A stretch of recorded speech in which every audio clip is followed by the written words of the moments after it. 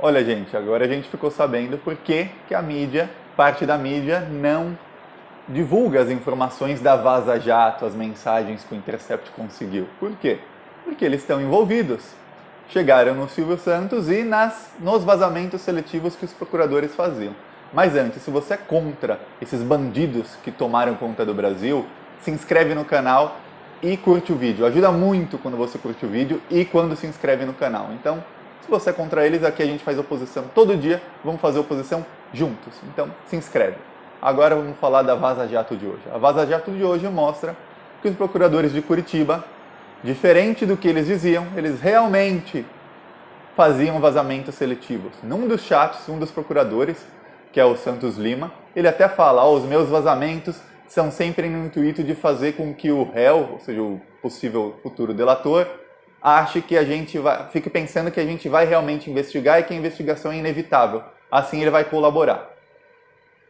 Em outros chats, eles falam de vazamentos seletivos e tem até um procurador que coloca aquele emoji de um macaquinho fazendo assim, falando, vazamentos seletivos. E eles fazem piada dos vazamentos que eles mesmos fazem. E para quem não sabe, é crime vazamento de processo sigiloso.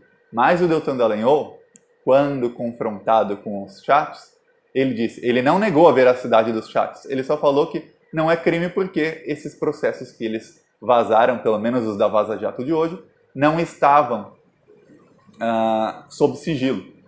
Só que o Deltan Dallagnol deu uma entrevista 2 anos atrás dizendo que não havia nenhum vazamento seletivo da Lava Jato, porque vazamento seletivo é uma coisa que mostra uma hipocrisia, uma falta de vergonha na cara, mostra um desvio de caráter muito grande de quem o faz, porque você seleciona uma coisa para vazar para a mídia para tirar um proveito pessoal ou um proveito financeiro disso depois. E realmente a Lava Jato fazia isso sempre, sempre e sempre. Eles queriam que alguém delatasse, eles começavam a vazar coisas sobre a pessoa, para a pessoa achar que vai ter investigação, que a investigação está chegando nele, e a pessoa fazia a delação premiada. Agora, faz um link disso com a denúncia do Tecla Duran. Eu falo tanto aqui da denúncia do Tecla Duran, acho que não tem gente no Brasil que fale mais sobre essa denúncia do que eu.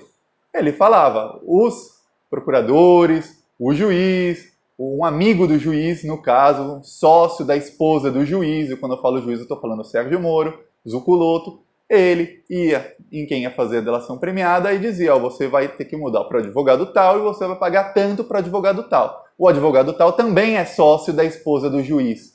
E o advogado tal também é amigo dos procuradores. E aí eles faziam uma rachadinha do dinheiro dos corruptos. Então, imagina um cara que roubou 30 milhões, mas ele, para ter parte do dinheiro que ele roubou de volta e para não ficar muito tempo preso, ele paga 15 milhões para advogado, que é sócio da esposa do juiz. E aí, com esses 15 milhões, eles repartem ou fazem seja lá o que for. Mas aí o cara, pagando para o advogado certo essa fortuna, ele consegue um acordo de delação premiada, ele fica com parte do dinheiro roubado para ele, os procuradores faziam vistas grossas, ou seja, fingiam que não viam contas da pessoa no exterior, ou seja, ele ficava com ainda mais parte do dinheiro roubado para ele, e em vez de ele ficar preso 5, 10, 15, 20 anos, a pena era diminuída e a pessoa ficava presa menos de 1 ano. Então era muito bom. E aí quando a gente pega esses chats de hoje, em que o procurador diz, os meus vazamentos são sempre no intuito de fazer com que o futuro delator pense que a investigação vai ocorrer de qualquer maneira e que ele seja forçado a colaborar. Aí você vê que eles realmente forçavam de qualquer maneira a pessoa a fazer uma delação. Não porque eles queriam chegar em outros crimes. Sim, eles queriam chegar em outros criminosos. Para quê? Para forçá-los também a fazer delação. E todos eles mudavam para um dos 3 ou 4 escritórios de advocacia que eram especialistas em delação. Tinham 3 ou 4 escritórios de advocacia que eram os especialistas. Quem queria fazer delação tinha que mudar para um desses escritórios. E tem uma denúncia grave que foi feita pelo Gilmar Mendes, que ele disse que um advogado muito famoso, que é o Batóquio, que foi até advogado do Lula, foi advogado do Palocci também um tempo, disse, eu não vou mais ser advogado do Palocci, porque os procuradores de Curitiba mandaram o Palocci mudar de advogado. E o Palocci realmente mudou de advogado para um desses advogados, cujo escritório tem ligações com a esposa do juiz Sérgio Moro. Então, fica claro que havia um esquema ali. A gente não sabe qual o esquema, mas havia um esquema. E fica claro que os procuradores faziam de tudo para que as pessoas delatassem, para delatar, para eles chegarem mais criminosos que também delatassem, e assim poucos escritórios de advocacia, que até então eram advogados sem muita experiência, começaram a se especializar em delação premiada e começaram a ganhar milhões e milhões e milhões de reais em honorários. Milhões de reais de dinheiro que a gente sabe que é sujo, porque eram de corruptos. Então a Vaza Jato de hoje deixa mais clara ainda as denúncias do teclado Duran. E a outra Vaza Jato de hoje é da Folha, que mostra num dos documentos, porque não tinham apenas chats, eles também compartilhavam documentos no Telegram, uma delação de um doleiro, um dos maiores doleiros do Brasil, que está em vários casos. Ele está em mais de 10 casos de corrupção. E só esse doleiro, ele está acusado de ter lavado mais de 300 milhões de reais. A acusação, muitas com prova, outras ainda faltam achar as provas, mas é um cara completamente enrolado. Eu vou até ler o nome dele aqui. Adir Assad é o nome desse doleiro. Procura no Google, você vai ver, tá na Wikipédia dele, todos os casos em que ele tem. Até na CPI do Carlinhos Cachoeira, ele tá lá, ele aparece em qualquer tipo de delação ou de corrupção, tá sempre o nome desse doleiro envolvido. E ele diz que lavou 19 milhões de reais, não, 29 milhões de reais para o Silvio Santos. Ele diz que ele lavou 10 milhões de reais para o Silvio Santos em 99 e que ele lavou 19 milhões de reais para o Silvio Santos entre 2006 e 2011, sempre usando corridas, eventos automobilísticos. Primeiro, a Fórmula Indy, para quem não lembra, nos anos 90, no final dos anos 90, o SBT transmitiu a Fórmula Indy e até trouxe a Fórmula Indy para o Brasil. Então eles faziam contratos superfaturados de acordo com essa delação, que está em sigilo. O Sérgio Moro colocou em sigilo essa delação quando ele ainda era juiz, para você ver como a Lava Jato sempre protege os aliados. Hoje em dia, o Sérgio Moro, que já deu entrevista em Harvard, na revista Time, hoje em dia ele só dá entrevista no Ratinho. A gente já vê por que o Silvio Santos é tão aliado dele e do Bolsonaro. Por quê? O Sérgio Moro colocou em sigilo a delação que envolvia a lavagem de dinheiro para o grupo Silvio Santos, para a empresa que faz a Telecena do Silvio Santos, todo mundo conhece. E ele diz que lavou 10 milhões usando eventos sobre a Fórmula Indy em 99 e depois sobre a Fórmula Truck entre 2006 e 2011. Aí a gente pode falar, é só uma delação, a gente não sabe se tem prova ou não, realmente está sob sigilo, então a gente não pode acusar o Silvio Santos antes da hora, realmente. Mas eles chegaram nesse doleiro a partir de uma outra delação que dizia que ele lavava dinheiro sempre usando eventos automobilísticos. E aí é muita coincidência que delatam o doleiro dizendo que ele usava eventos automobilísticos para lavar dinheiro de outras pessoas, de terceiros. E aí ele diz, eu usei eventos da Fórmula Indy para lavar 10 milhões de reais para o Silvio Santos, depois usei da Fórmula Truck para lavar mais 19 milhões de reais para o Silvio Santos. Aí fica difícil a gente defender o senhor Silvio Santos. Ainda mais a gente sabe que ele é um cara, assim, meio duvidoso, um cara que recebeu milhões para fazer propaganda da reforma da Previdência, que ele sabia que era ruim. Um cara que recebe milhões e milhões, aumentou a verba do SBT em 800% desde que o Bolsonaro assumiu. E aí, a gente até viu o Silvio Santos no Teleton com um telão com a cara do Bolsonaro atrás. A gente vê que ele convida os filhos do Bolsonaro para programas de TV no SBT. A gente vê que ele convida o Bolsonaro, ele convida o Sérgio Moro. Sempre que tem algum problema, a entrevista é no Ratinho, ou é para o Cabrini, ou é para algum outro repórter do SBT. Então, é isso. Esse pessoal do Bolsonaro, que antigamente eram os bambambãs, hoje em dia eles só aparecem no SBT. É isso, e a gente vê por quê. E agora a gente fica sabendo que o Silvio Santos tem denúncias graves. E por que o Sérgio Moro põe em sigilo? Primeiro, ninguém fica sabendo da denúncia. Então o Silvio Santos, até poucas horas atrás, ninguém sabia que ele tinha lavado 29 milhões de reais usando um dos doleiros mais famosos do Brasil.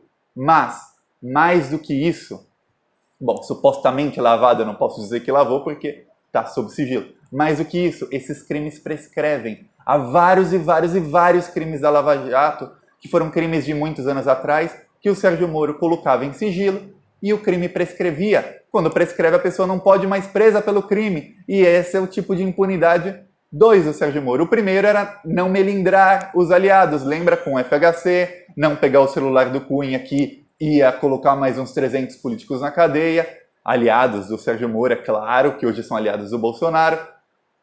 E colocar sigilo em várias delações. Por quê? Porque assim não se investiga, não torna essas pessoas réus, o Silvio Santos não é réu, a gente sabe, nem as outras pessoas envolvidas, e assim o crime prescreve, porque imagina, uma lavagem de dinheiro de 99 faz 20 anos, tá para prescrever. Quando prescreve, ele não pode nunca mais ser punido, podem aparecer todas as provas do crime, pode aparecer o que for, ele não pode mais ser preso, não pode mais ser punido, não pode mais ser multado. A propósito, essa semana saiu a notícia de que 8 crimes do Paulo Preto é o operador de propina do PSDB, aquele cara que tinha mais de 100 milhões na Suíça, operador de propina do Serra e do Alckmin. 8 crimes dele prescreveram. Agora você imagina que cada um desses crimes, lavagem de dinheiro, dá mais ou menos 5 a 8 anos de prisão.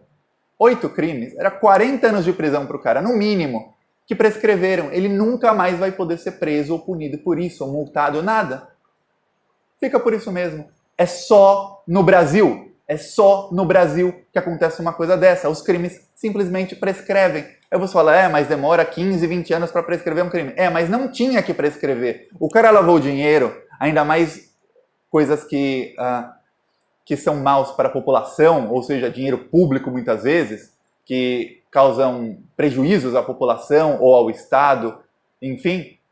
Esse crime não devia prescrever. Não deveria, porque ele lavou dinheiro, está lavado, ele roubou da população, ele fez um crime, não tem que prescrever. Mas no Brasil prescreve, e aí você vê vários bandidos que ficam impunes. Quantas vezes a gente não vê no Brasil que o crime prescreveu, não sei quem não vai mais ser preso. Principalmente tucanos, e agora a gente vê Silvio Santos, esses crimes de lavagem de dinheiro. Se forem investigados, se for provado que ele realmente lavou dinheiro, os crimes de 99 já estão para prescrever. Os de 2006 a 2011 também está quase lá. Então, ou se investiga e se pune, tanto o Doleiro quanto o Silvio Santos quanto outros, ou vai ficar por isso mesmo, como sempre ficou no Brasil. E a gente vê que o Sérgio Moro ele não punia corrupto.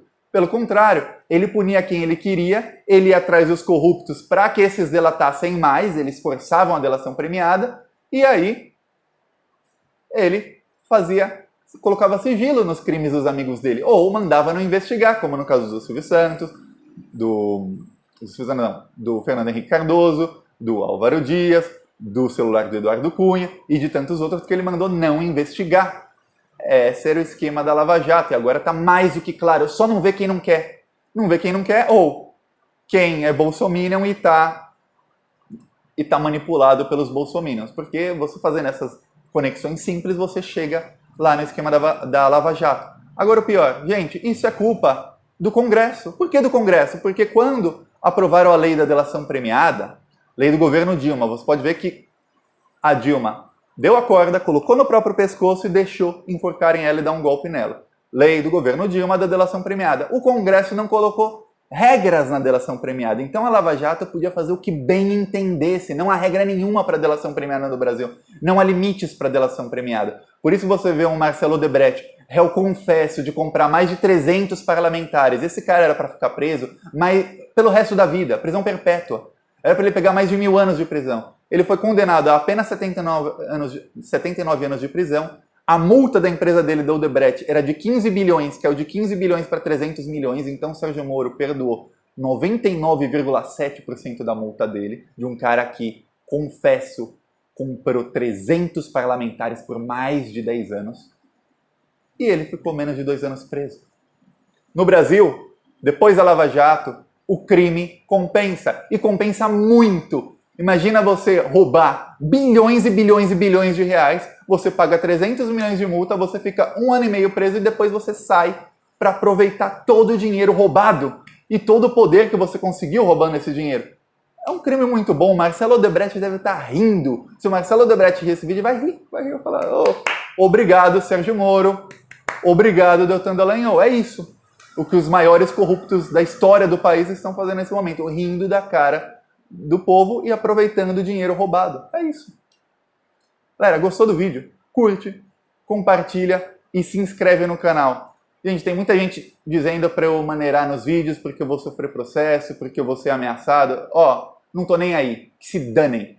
E quem quiser ameaçar, que ameaça. Eu já sofri muita ameaça, inclusive eu saí do Brasil por causa de ameaça. Então, que se danem. Eu vou continuar fazendo os vídeos e vou continuar falando, e quem é bandido eu vou chamar de bandido mesmo, como o senhor Deltan Dallagnol e o senhor Sérgio Moro, ministro. Falou!